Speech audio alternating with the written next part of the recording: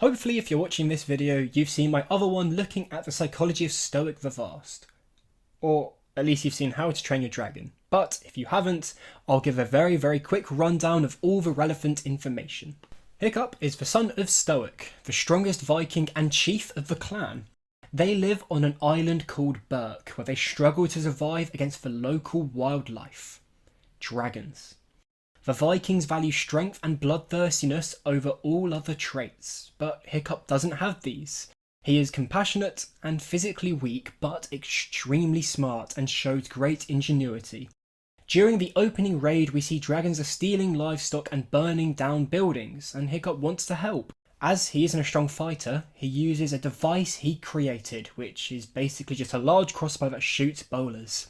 Using his invention, he shoots down a Night Fury, a legendary dragon that all Vikings fear. After shooting down that Night Fury, he goes to the crash site to find a tangled up helpless dragon and approaches it with a weapon drawn, but after they share a moment of eye contact, he instead frees the dragon, risking his own life. He spends a lot of time getting to know this Night Fury, which is named Toothless, and they slowly build trust together by almost flying into 30 different rocks and mountains. During this time, Stoic signs Hiccup up for fighting classes, and along with others his age, they face dragons. He is clearly the outcast as he can't carry a heavy weapon convincingly. He is scared easily and has no fighting instincts, but he defies everyone's expectations when he starts using the tricks he picked up from Toothless on the other dragons, like how they are scared of eels, or if you scratch a certain spot, they become paralysed for a short time. Eventually he gets to the top of the class and is chosen to be the one to kill a dragon, which among Vikings is considered to be the highest honour for the trainees, but it's Hiccup's worst nightmare. Faced with a moral dilemma, he chooses to instead try to make the Vikings understand dragons aren't mindless and can be friendly, but Stoic, due to the reasons I listed in my last video, was extremely upset by this and aggravated the dragon, making it attack Hiccup. Luckily, Toothless rushes to his aid to protect Hiccup, getting himself captured, and the whole tribe go on a quest to wipe out the dragons from their nest, by Toothless leading the way through the fog, where they encounter a giant dragon queen. Hiccup convinces the other trainees to accompany him by flying to the island, where they all distract the queen long enough for Hiccup and Toothless to reunite, where they beat the queen by playing a giant game of chicken with the queen and the ground, as I mentioned in the last video. Of course, also strategically damaging its wings so it can't slow down when it saw the ground. And thus, Hiccup went from a disgrace to the hero of the tribe, and dragons and humans started to live happily ever after. Until the next film, but of course that doesn't really matter for this video.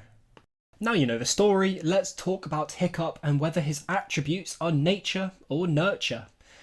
As boring as it may seem, the answer is both. Nature looks at all the traits you have from birth, such as eye colour, hair colour, height, skin complexion, metabolism and so on.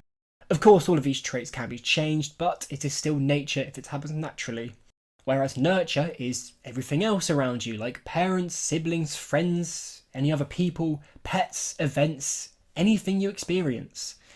Nurture is considered to be the more important attribute to look at, as it is arguably more impactful and relevant to a person, but it is also important to look at the nature of a person. In the case of Hiccup, he was born to have brown hair and brown eyes, and as we learn in the second film, he was born small. And he grew up to be a small teenager as well. He didn't have a lot of muscle on his frame, which could be attributed to nurture as well, and there is a lot of crossover in these categories. He is also never shown to have much aggression, which could be an argument for him having lower testosterone, as high amounts of testosterone have been linked to heightened aggression and more muscle build. But Hiccup has more reason than anyone to be angry, as his mum was supposedly killed by a dragon, spoiler alert for the second film, and he watches his dad spend his days planning and fighting against the dragons, but Hiccup is never shown to be aggressive. In a society where strength is valued higher than anything else, having a naturally smaller frame would be a big factor in your value and potential, which could explain why Hiccup was picked on so much by everyone else. He doesn't fit in because how he is. His father is also shown to be disappointed by most of what he does, which likely makes him keep to himself more, even if everything he does is hopefully to make his father proud. Now we're getting into the argument of nurture. Everyone treats him a certain way. He gets used to being treated a certain way, and his character builds off of that. Everyone treats him like an outcast, so he keeps to himself more. He prefers to be isolated because of the way everyone else treats him. As I mentioned, his father was always disappointed that he didn't meet certain expectations. His peers thought he was useless and wasting space competing with them, and the villagers never showed much care for him. In fact, in the first film, the only person to show him any kindness is Gobber for most of it. Toothless is the second character who he builds a positive relationship with. He then builds a relationship with Astrid and earns the respect of the other trainees, and then eventually earns his father's respect by saving the tribe. But if we look at Hiccup before him and Toothless became everyone's favourite tag team, we see a boy who is scared and doesn't know where he fits in, but he shows more compassion and willingness to understand others than anyone. I mean, I don't think we give enough credit for the moment Hiccup sets Toothless free. We know if Toothless attacks him, there is nothing he can do to protect himself.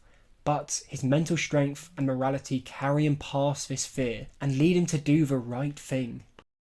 So why does Hiccup do this? Why does he become a leader and respected among the trainees? And why does he turn out to be so brave?